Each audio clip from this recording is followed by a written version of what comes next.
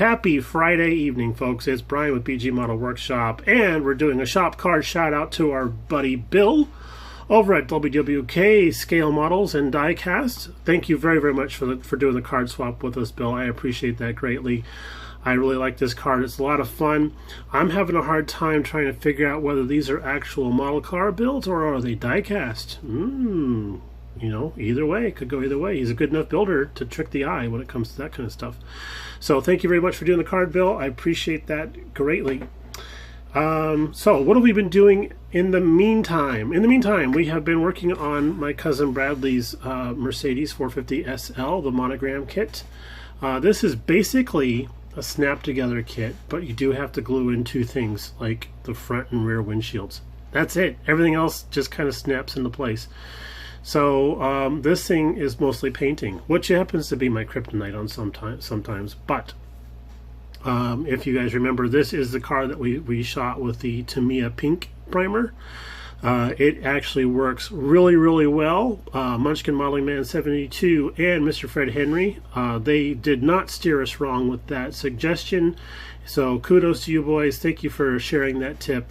And I say, if you can find the Tamiya primer, pink primer at your hobby shop, get some. If you're ever going to do some red stuff, it's going to help you out immensely. And if you can't find it at your local hobby shop, always try the Amazon, because that river has everything. And we order a lot of stuff on Amazon, and I'm always amazed at how it shows up so dry. It's just weird. Anyway, so this is just one coat of paint, and we're going to definitely do a second coat, and then we'll do a gloss coat on top of that.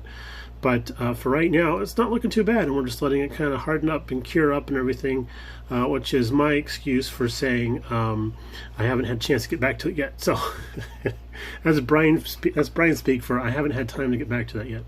And other news, we've been tinkering around with trailers, and you guys have seen this one. I posted a few pictures on Instagram and the Facebook and all that kind of stuff. And oh, I think I did a video about this also, and I do appreciate your comments. They were very, very kind indeed. But I got to talking to a friend of ours in the community, and he really would like a trailer also, so I'm in the process of creating one of those for him as well. This one's going to be a little more robust than the prototype, and the measurements are a little bit better suited towards actual reality rather than, I think this looks like a good size, which was what the other one was.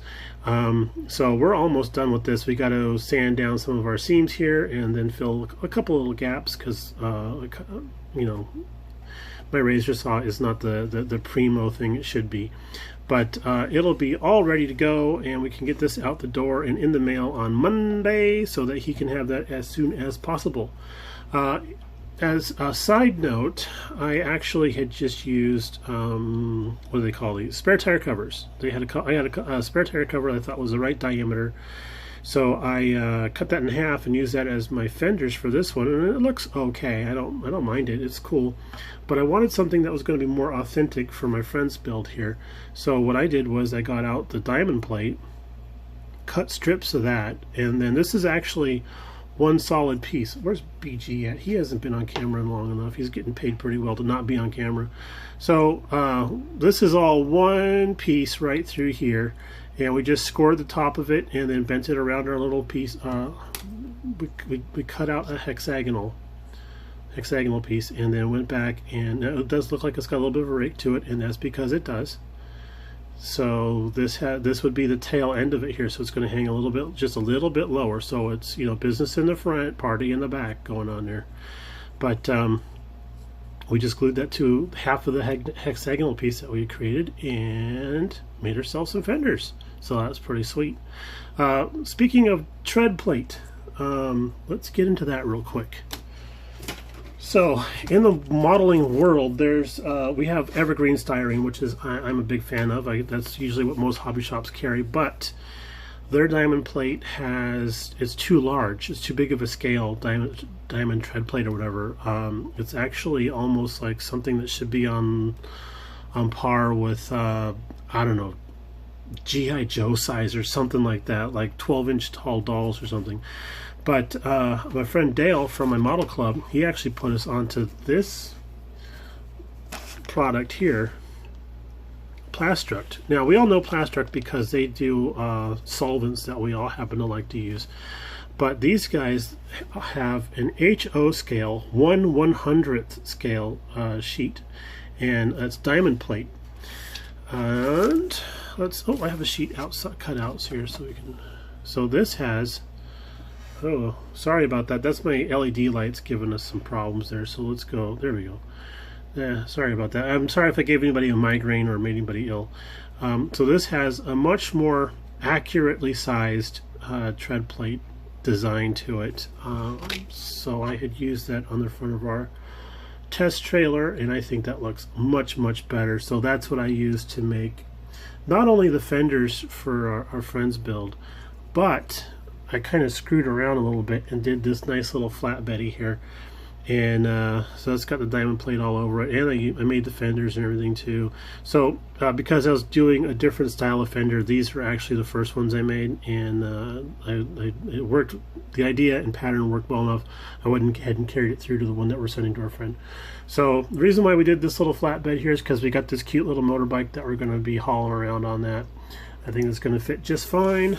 I'm really liking building trailers, to the point where Mrs. BG actually let us spend a little bit of money and get some tools to help build trailers at a more accurate and faster pace. So I'm very excited about that. That stuff should be here in the mail sometime next week, and I will share that with you guys when it shows up eventually. But because of the holiday, everything's kind of slowed down a little bit. Basically, that's it. We have... I don't really have enough going on to do an actual update for Jeff's Garage tribute build. Tribute build? Is it tribute build or appreciation build? Yeah, he's not dead yet. So, but Patty might brain him once she sees what he came back from Hobby Lobby with. But we got I got the mailbox up on the hood there. And I keep calling it a mailbox, and I'm half tempted to actually paint it like a mailbox, like maybe just stole a mailbox off of the neighbor's yard and stuck it up there. But we don't want to cause any trouble. Not that I've heard any stories you guys haven't heard, but yeah, we did the front valance here. We just decided to go ahead and use the custom one rather than the chrome bumper. I didn't really care for the chrome bumper. And in the back we did the custom roll pan, and you can see there's quite the gap going through there. So we're going to put some filler pieces behind that and try to get that lined up a little bit better and block some of the sight lines. I probably won't be able to fill that gap really because it is part of the seam for the trunk line.